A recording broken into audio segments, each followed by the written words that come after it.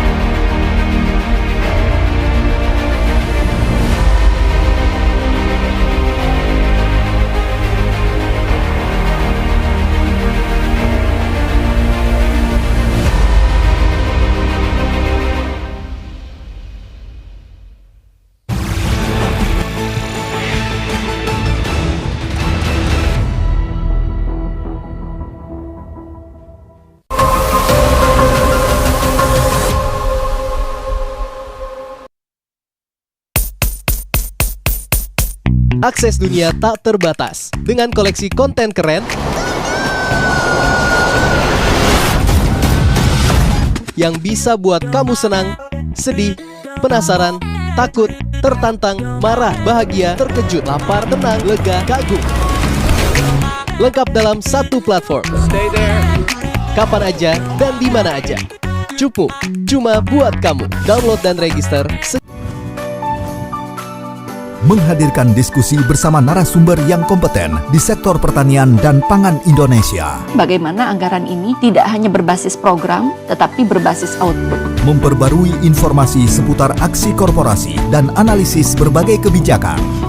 Saksikan Food Agri Insight dalam program Squawk Box setiap Kamis jam 8 pagi di CNBC Indonesia.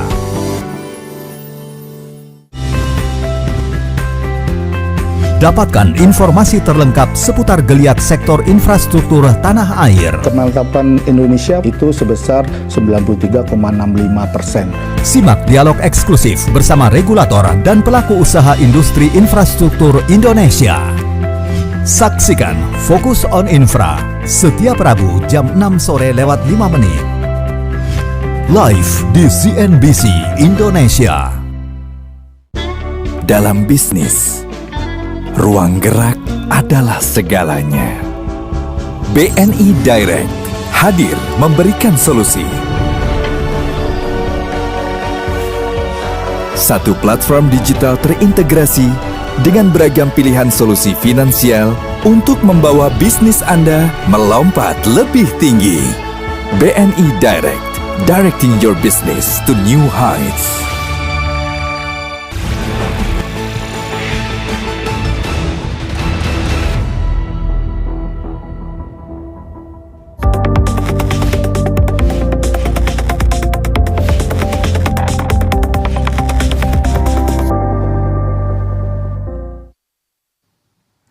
Anda kembali menyaksikan Closing Bell, kini dalam segmen khusus Dunia Tambang Mining Zone bersama dengan saya Maria Katarina.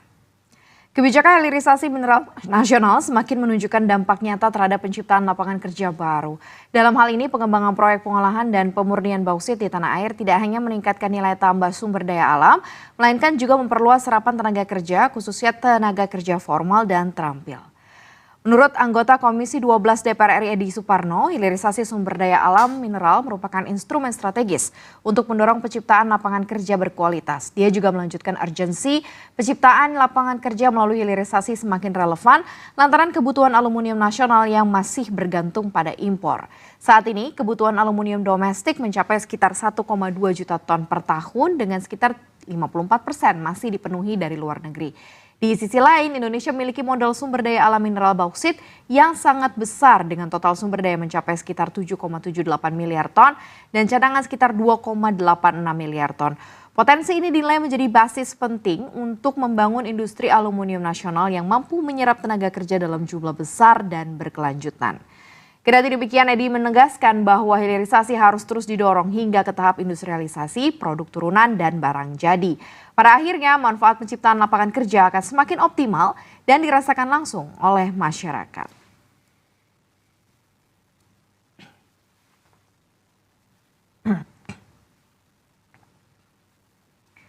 Dan sejauh apakah dampak ekonomi yang dihasilkan dari hilirisasi bauksit dan yang tengah digencarkan pemerintah ya? Kami akan ulas lebih dalam bersama dengan Ronald Sulistianto, Ketua Umum Asosiasi Bauksit Indonesia. Pak Ronald, selamat sore, apa kabar? Sore, baik, kita bahas bauksit lagi, ketemu Pak Ronald selalu update juga selalu. Nih. Soal bauksit ya. Sudah sejauh mana nih Pak? Kan kita banyak planning yang dilakukan di 2025 so far untuk materials ini ya, untuk komoditas bauksit ini ya di 2026 ini seperti apa? Karena dengar begitu ya bahwa pembangunan smelter bauksit ini tidak semulus nikel katanya. Apa faktor penghambatnya nih Pak dari sisi industri? Ya, saya kira kalau soal penghambat saya kira sudah sering saya sampaikan. Tapi saya tidak selalu mengulang-ulang lah, hambatan-hambatan itu kan selalu akan kita lalui ya. Betul. Dan hambatan-hambatan itu sebagai opportunity ke depan. Nah, masalahnya bahwa kalau kita mengatakan bahwa sekarang sudah banyak kemajuan, saya kira sangat tepat. Hanya kemajuan-kemajuan itu kan tentu harus dibarengi dengan semua aturan-aturan yang memang mendukungnya. Bahwa bauksit sekarang sudah mulai terlihat geliatnya, itu jelas terlihat karena memang ini akan menjadi primadona baru ya. Karena bauksit cukup besar cadangannya. Dan kita juga berharap bauksit akan menjadi sokoguru ekonomi Indonesia. Hanya sekarang masalahnya bahwa kenapa ditanyakan, kenapa kok sekarang masih tertatih-tatih gitu. Tertatih-tatih ini masalahnya kan memang sangat berbeda ya kalau dengan nikel. Saya selalu katakan bahwa lahan yang dibutuhkan cukup besar. Itu juga masalah lahan tidak semudah yang kita bayangkan.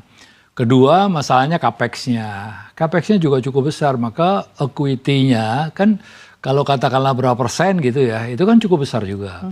Nah ini mungkin yang dirasakan oleh para pengusaha, di samping itu juga regulasi-regulasi lain yang kira-kira makin hari itu bukan makin melegakan sebetulnya. Tapi makin banyak hal-hal yang harusnya disikapi oleh pengusaha ini dengan hati-hati. Nah kehati-hatian pengusaha ini jangan jadi bumerang. Karena apa? Karena baik itu dari hulu sampai hilir ini harus terjaga secara baik. Karena masalahnya kan, kalau sekarang banyak di hulu atau banyak di hilir, bottleneck yang paling terbesar? Ya kalau di hulu ini kan penambang ya. Di hulu itu di atasnya penambang. Penambang ini juga harus diberdayakan semaksimal mungkin. Bagaimana mungkin kalau di hilirnya kuat tapi di hulunya nggak kuat? Nah ini banyak sekali kendala-kendala di anggota kami adalah hal-hal yang menyangkut masalah harga jual. Harga jual bauksit itu kan ditetapkan oleh HPM. HPM itu yang selalu saya dengung-dengungkan, selalu saya sebut dalam kita selalu berdiskusi. Karena sokoguru untuk meningkatkan daya saing penambang itu sendiri. Karena penambang tidak akan bisa berdaya dan dia tidak akan bisa mendapatkan hasil yang maksimal kalau harganya di bawah. Sedangkan pemerintah itu sudah memberikan koridor harga yang disebut HPM. Dikeluarkan 1 bulan 2 kali. Nggak ada gunanya kalau itu boleh dibeli di bawah harga itu gitu. Contoh sekarang yang AL katakanlah 46 itu kira-kira $44. Tapi refinery hanya mau beli 30 gitu. Ya. Kan selisihnya $14. $14 itu bayar royaltinya harus APM loh. Kan kasihan sih pengusaha. Belum pajak-pajak lainnya yang terkait dengan itu. Misalnya PBB dan lain sebagainya. Sangat berat. Kalau berat dalam arti bukan produksinya ya. Tapi aturan main yang melingkari pengusaha itu. Harapan kami dari hulu sampai hilir itu terjaga seluruhnya. Jangan sampai supply-nya nanti akan makin lama makin berkurang, kita import dari luar. Bayangkan kalau tadi disebut 2,8 miliar metric ton gitu. Kalau 1 tahun saya keluarkan 55 juta, kalau akan terbangun kira-kira sekitar nanti 5, 3, 6, kira-kira 13 refinery, itu 55 juta bauksit diperlukan. Itu 50 tahun. Kita masih hidup gitu, artinya masih 55 tahun itu masih bisa kita berdaya dengan cadangan yang ada.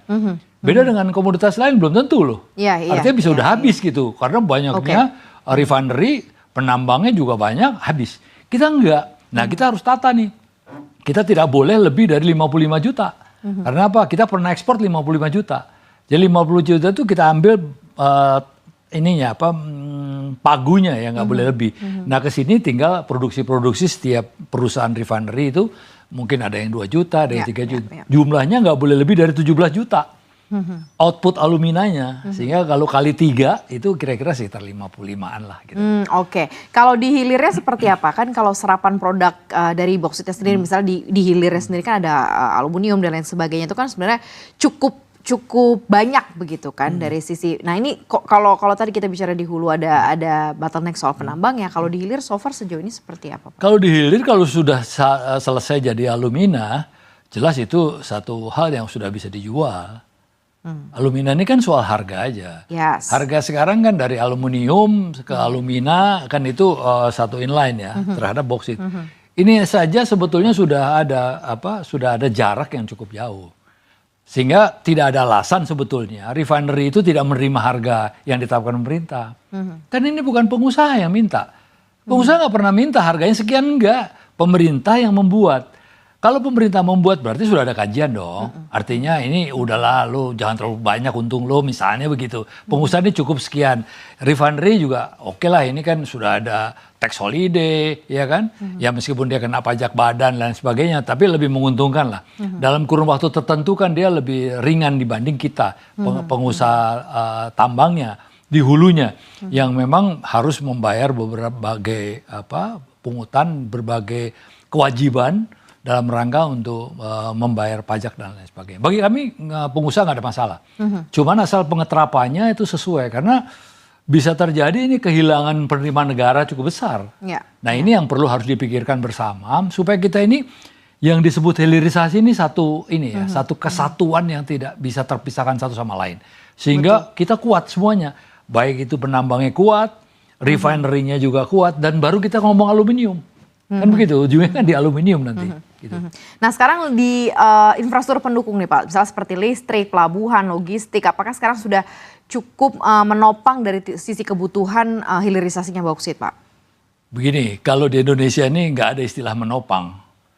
Kalau saya belajar dari Cina itu ada satu area, you bangun di situ, gue yang siapin semuanya.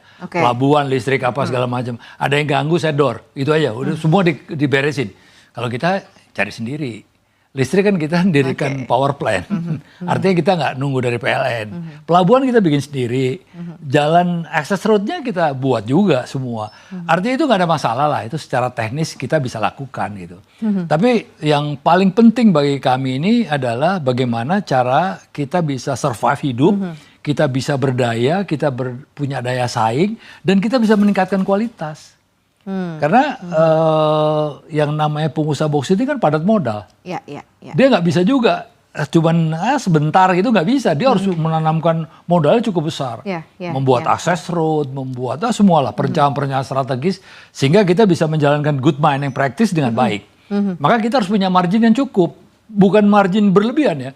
Artinya kan sekarang orang ngomong, wah lu kan udah kaya, lu banyak, ini nggak ada, semua bisa terhitung. Berapa produksi cost kita, berapa kita jual, berapa yang kita punya selisih. Ya kalau selisihnya itu tipis ya orang nggak ada yang berani lah. Resikonya, saya kan selalu mengatakan pengusaha boksit atau pengusaha tambang itu jantungnya harus 3 loh. Karena kaget-kagetan mulu setiap hari.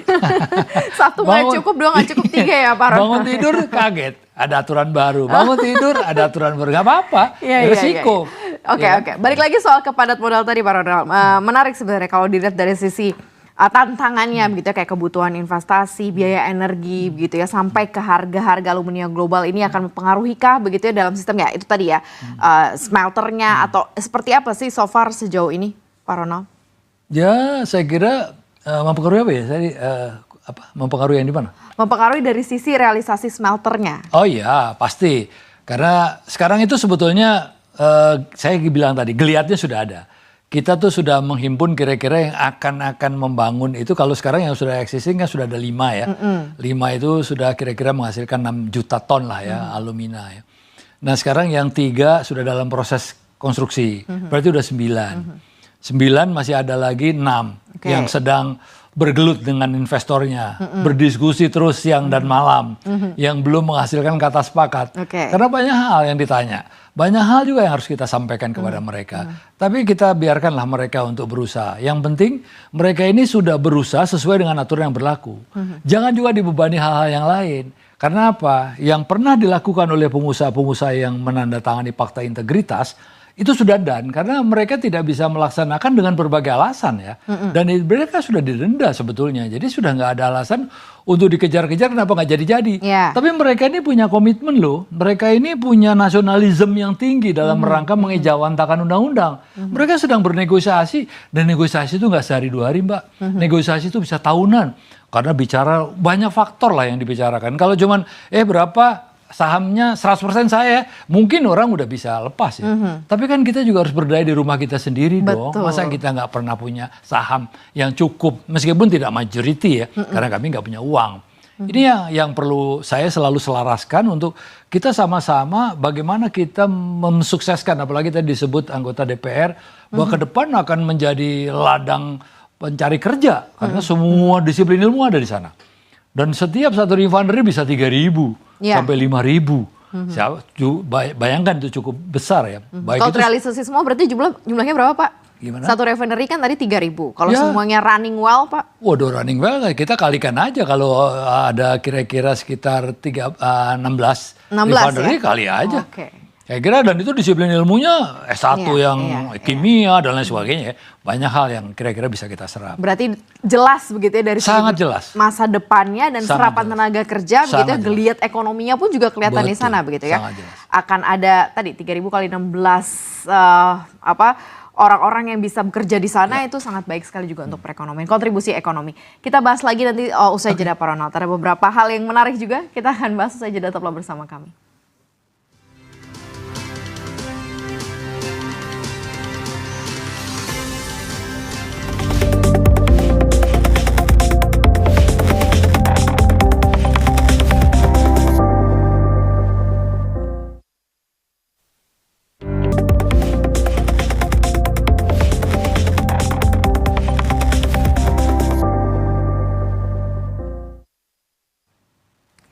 Ya, Anda menyaksikan segmen khusus Mining Zone dan masih bersama dengan saya Maria Katarina. Kita lanjutkan kembali ya diskusi bersama dengan Bapak Ronald Sulistianto, Ketua Umum Asosiasi Bauksit Indonesia. Seru sekali nih ya kita melihat bagaimanakah sebenarnya petanya kalau dari hulu dan hilir apa-apa saja dan termasuk juga proses negosiasi dengan investor begitu ya.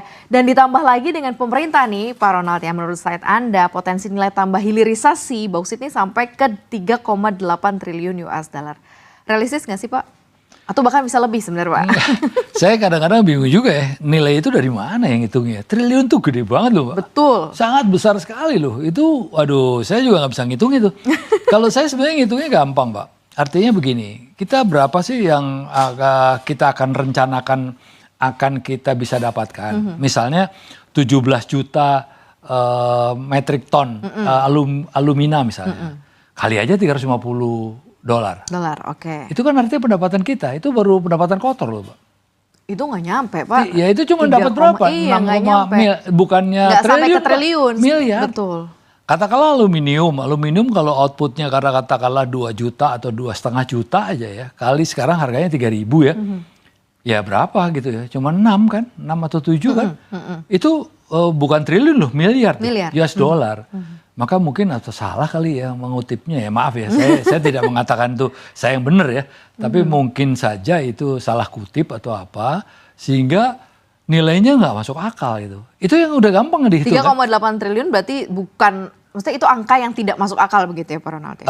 Begini, kalau saya tidak masuk akal ada parameternya, ada jalan menuju tidak masuk akal. Tapi saya cuma mengoreksi apa itu mungkin salah atau saya salah melihatnya. Saya lebih bagus saya yang salah lah, saya tidak mau menyalahkan orang ya. Tapi kalau hitung-hitungan kami, kalau katakanlah refinery ini akan terbangun semua dan itu sampai dengan titik paling tinggi, katakanlah 17 juta. Aluminium yang akan kita produksi nggak tahu 5 tahun lagi atau kapan. Itu kalau kali 350 dengan harga alumina sekarang, itu cuman 17 kali 350 kan. Kira-kira kan sekitar juga hitungannya cuma sekitar 6-an gitu kan. 6 miliar. Miliar bukan dolar. Triliun dolar, Pak. Mungkin triliun ini karena ada multiplier effects ke yang lainnya kali Pak. Waduh, kalau multiplier susah saya ngitungnya. Kayak misalnya kerusakan lingkungan tuh dari sampai yang meninggal sekarang dihitung, susah saya nggak masuk sana. Secara teknis saja saya gampangnya menghitung gitu. Kalau ditambah aluminium juga gitu, aluminium output 2,5 juta udah gede loh. Kalau nanti akan terjadi betul ya, itu 2,5 kali 3.000 aja, 3.000 US dollar ya per ton ya. Itu artinya kan cuman sekitar 6 juga gitu, 5 sekian. Jadi kalau dijumlah cuma 13 miliar US dollar. Nah ini mungkin aja, saya nggak mengatakan tuh, selalu sekali lagi tidak mengatakan tuh salah. Bisa saja saya nggak tahu ngitungnya. Tapi kalau saya ngitung secara asosiasi, saya dapatkan baru angka itu, Pak. Oke. Kira-kira sekitar ini 13. menarik sih, karena perhitungannya langsung jelas gitu ya dengan angka ya, dari jumlah produksi plus juga harga di pasar. Nah realistisnya segitu gitu ya. Oke, nanti kita coba lihat nih ya, 3,8 triliun dolar ini ya seperti apa. Tapi kalau kita lihat dari sisi daya saingnya produk Indonesia kalau misal di comparison sama hasil-hasil negara lain, tahulah China, Australia, ini seperti apa Pak? Ya kalau produk itu kan sudah ada itunya Pak, sudah ada parameternya. Parameternya kan sudah, misalnya kalau di boksit yang kita kenal ada AL itu aluminium ya. Aluminium itu tingkatannya ada dari mulai berapa, mau 45, 46, 47, 48 gitu ya. Jadi aluminium juga begitu, artinya semua produk yang akan keluar itu sudah tersertifikasi yang sama. Jadi kalau persaingan produksi hampir mirip-mirip aja ya. Nggak mungkin lah ada yang, wah ini beli aja di Indonesia nih lebih bagus dari Australia atau lebih bagus dari Cina. Tapi mungkin nggak seperti itu? Kalau secara teknis sih bisa ya bisa enggak sih. Artinya belum terkaji apakah ada perbedaan-perbedaan sangat fundamental. Kalau boksit ada, ya kan, monohydrate atau apa itu ada ininya, ada pembedanya gitu ya, meskipun AL-nya sama. Tapi kalau alumina saya kira ya mirip-mirip lah ya, karena yang dibutuhkan di produk ini kan seperti aluminium juga nanti hasilnya kan sama, ya aluminium ya. Aluminium itu kan sudah 100% ya. Alumina aja sudah 99, sekian persen lah. Kalau di smelt aja udah jadi aluminium. Artinya di smelter ya, dibakar lagi ya, itu udah jadi meleleh. Karena kita kan masih pasir putih ya. Iya ya, berarti kalau gitu secara kualitas sih sebenarnya ya sama lah, most likely karena sudah diatur juga begitu ya dari sisi kualitas. Kalau dari serapan dalam negeri Pak? Serapan dalam negeri untuk aluminium seperti apa? Kalau aluminium kan ujungnya nanti Pak.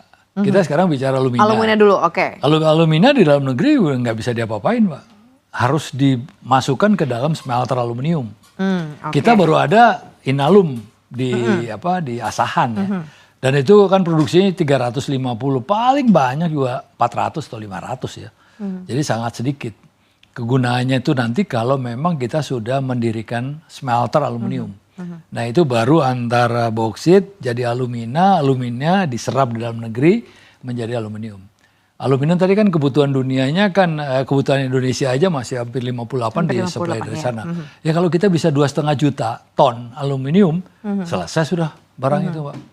Sudah bisa kita berdaya dengan hasil kita sendiri. Karena memang ujung yang paling di ujung itu adalah aluminium. Masuk kali kalau kayak gitu 3,8 triliun dolar ya Pak?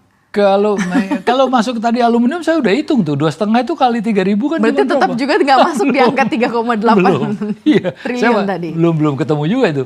Ya nanti kalau dampaknya apakah nanti jadinya kalau langsung turunannya ingot atau apa-apa, jadi produksi mobil atau apa bahan-bahan apa, saya nggak tahu juga ya. Saya bukan ahlinya sampai sana ya. Cuman kalau saya urut dan tadi diskusi dengan teman-teman, saya dapat masukan, nah ini dari mana nih? Terus kita hitung-hitung lah secara kasat ya, gampangnya gitu, supaya bisa diterima oleh masyarakat tuh mudah menghitungnya. Kira-kira dari mana? Nah, itu saya mungkin perlu nanti mendalami lagi. Baik, karena masih melihat di angka 3,8 triliun rupiah itu ya. Triliun dolar, Mbak? Iya dolar, ya bukan rupiah, dolar ya, saya sampai saking terkesimanya begitu ya. Nah kalau sekarang sebenarnya bagaimana asosiasi melihat kepastian hukum, kemudian juga tata kelola nih Pak Ronald ya dalam kasus bauksit sitaan dan lain sebagainya. Ini seperti apa sih Pak? Karena kan banyak ternyata kalau dibilang tadi jantungnya 3 ya kan, karena banyak hal-hal yang harus ditangani selain regulasi yang berubah-ubah begitu ya. Ada hal-hal teknis lainnya.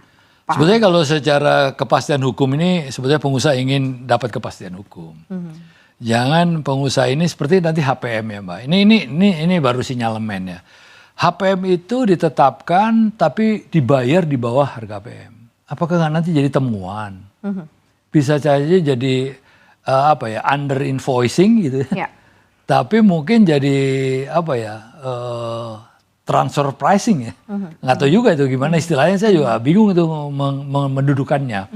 Nah ini juga bisa jadi temuan nih kalau mau dijadikan temuan. Kok harga ini kamu jual di bawah harga ini? Ya, ini baru ungkapan kemungkinan akan bisa terjadi kalau seperti itu. Mudah-mudahan sih tidak. Maka kepastian hukum ini harus jelas terjaga agar kita juga untuk the long term itu kita tenang gitu. Kayak kemarin kan dengan adanya kita keterlambatan rencana smelter, kita sudah denda, kita masih juga kena hal-hal yang dipertanyakan kenapa you nggak jadi. Kalau you nggak jadi dengan persentase kecil berarti you balelo dong. Artinya nggak bener nih. Justru persentase kecil itu kita tunjukkan hal yang sebenarnya. Ya. Memang segini gitu loh, mau diapain? Karena memang nggak bisa jalan karena banyak faktor gitu. Ada COVID, ada ini. Meskipun kita nggak mau cari alasan lah. Semua itu lockdown, semua itu tidak ada yang berdaya untuk bisa melakukannya. Jadi bukannya berarti kita nggak. Tapi jangan salah, kita sedang menegosiasi loh yang kemarin mereka tidak selesai. Sekarang sedang bernegosiasi, alot negosiasinya belum selesai. Saya ini monitor sebagai ketua asosiasi, melihat perkembangan dia. Jadi semangatnya para pengusaha ini tinggi. Jangan lagi dibebani lah dengan ya sekarang itu kan saya dengar ada yang diperiksa, ada yang ada yang di ini. Itu tujuan pemeriksaan itu ya hal-hal yang kadang-kadang anomali dengan aturan-aturan yang ada. Aturannya kan kalau dia tidak bisa menyelesaikan selesai didenda, ya selesai lah. Tapi kalau dikait-kaitkan semua ya bisa aja. Kalau mengkaitkan kan nggak ada hal yang nggak bisa dikaitkan. Yang benar aja bisa jadi salah kok. Yes. Apalagi yang udah salah. Tapi kalau tadi soal sitaan segala macam, bagi kami nggak akan ikut di situ karena kami tidak terlibat di sana. Karena kami ingin jadi penambang yang baik. Kami mengikuti peraturan-peraturan dengan ketat, tapi kami juga jangan diganggu hal-hal yang kadang-kadang kami tidak melakukannya, tapi itu sudah dituduh-tuduh yang enggak. Ini juga kasihan lah, teman-teman ini kan sudah berusaha keras untuk bisa mendudukan pada proporsi sebagai pengusaha yang baik. Tapi sudah dicap macam-macam kan ada mental breakdown gitu. Sehingga kita juga tidak mengharapkan nih para penambang ini berhenti loh semua. Karena berhenti dan hidup lagi susah Pak. Betul. Tidak seperti kita kalau duduk sebentar lari terus bisa, ini nggak bisa. Ini padat modal dan memang bukan pekerjaan yang ringan. Ya. Di tambang itu tadi saya bilang harus 3 jantungnya. Ya. Supaya kita nggak cepat mati, Mbak. Baik, ini terakhir Pak Ronald ya. Mumpung masih awal tahun juga begitu ya, dan mungkin menyambung berbagai macam hal dan kegelisahan teman-teman di asosiasi. Kebijakan apa sih yang paling dibutuhkan Pak, yang paling efektif untuk pelaku usaha tentunya? Supaya ya ujung-ujungnya ya hilirisasi ya, bauksit berjalan efektif, berdaya saing dan lain sebagainya. Pak Ronald. Ketentuan-ketentuan yang bisa memberikan dukungan terhadap percepatan apa yang kita sebut hilirisasi. Aturan itu kan bisa dibuat oleh pemerintah untuk bisa kita bersama-sama mempercepat hilirisasi ini bisa terjawantakan. Nah peraturan itu saya tidak bisa bedah satu persatu, tapi jangan peraturan-peraturan yang belum sudah diikat hal-hal yang kadang-kadang menakutkan. Peraturan itu kan dibuat untuk tidak dilanggar, Pak. Makin Betul. banyak peraturan timbul, makin juga banyak yang tidak sengaja melanggarnya, Pak. Karena terlalu banyak rambu-rambunya. Karena dengan peraturan yang komprehensif, yang memang bisa kita gunakan untuk semua kegiatan, saya kira cukup. Kita juga nggak ingin ada peraturan itu baru sebulan ada peraturan baru lagi, direvisi lagi. Memang itu dinamis boleh. Tapi kalau tidak senada dan itu bertolak belakang, kaget, Mbak. Bagus nggak mati berdiri. Kalau matinya masih duduk masih mendingan, Mbak, gitu. Nah ini yang ingin harapan kita. Kita nggak ingin dapat fasilitas berlebihan lah. Pengusaha itu juga nggak cengeng. Pengusaha itu asal diberi keleluasan untuk berusaha, dilindungi, dibina, bukan dibinasakan, untuk bisa menjadi sesuatu yang besar. Kalau besar pasti negara yang akan tenaga kerja jadi banyak, ekonomi jadi jalan dan lain sebagainya. Saya kira itu kita nggak kepengen kok jadi pengusaha yang minta-minta. Wah minta fasilitas ini dong, minta ini dong. Nggak juga lah.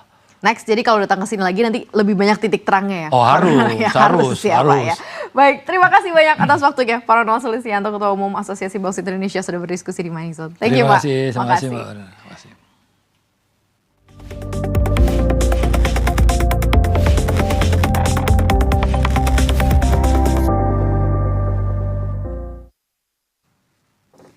Ya, beredar bocoran hasil rencana kerja dan anggaran biaya RKAB 2026 yang disebut memangkas signifikan produksi batu bara. Mayoritas emiten mengalami pemangkasan produksi, namun masih ada yang cenderung bertahan. Dengan angin segar RKAB ini, lantas emiten mana yang diproyeksikan paling menuai untung? Selengkapnya akan diulas oleh Susi Setiawati, Equity Analyst CNBC Indonesia Research. Hanya di Closing, Pak.